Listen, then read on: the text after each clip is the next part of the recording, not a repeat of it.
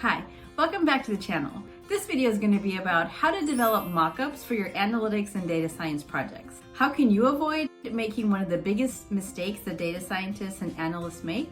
Is by creating mockups. The key is to be intentional about mapping your data and modeling to your use case. Today we're going to cover what is a mockup, why do you need a mockup, how do you create a mockup, and key questions to answer while you're making your mockup. I'm Dr. Christy. I'm a researcher and a data science director, and I help analysts and data scientists take their career to the next level. So what is a mockup? It's basically a quick sketch that takes a few minutes to put together. So for example, suppose you're building some sort of dashboard, you draw it out, you put the filters that you're gonna have and how they're gonna work, what's gonna be displayed, and you're really capturing user functionality, what buttons are there, and it's really meant to be a visual of what you anticipate your final tool is going to look like and how it's going to work. I like to keep it simple. You can use Excel, PowerPoint, Word, just draw it on a whiteboard. The point is not how fancy it is, it's just to be clear with yourself and with your stakeholders what you plan to include and how those things are going to work. So why do you need a mockup?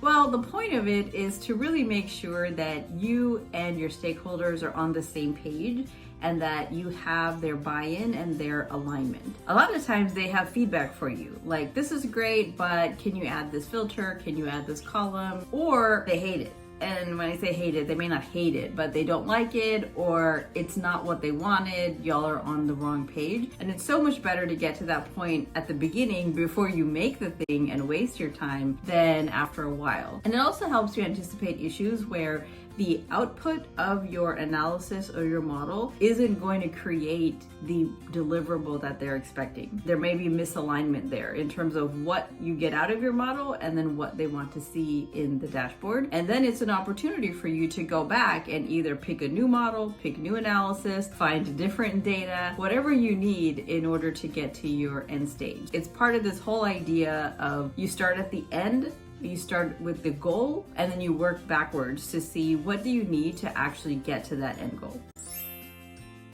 So how do you actually create one? So I'll do a quick demo of just how fast you can do it. And I'm just gonna do building a dashboard. So this could be any project that you have where you want to display some pieces of data, you want to summarize, you want to have some buttons, and you go through a process of drawing it up and then having those conversations and getting their feedback of does this match with what they had in mind? What other features would they like? This is all about that user experience and tailoring and customize what you're building for their use case and how they intend to use it.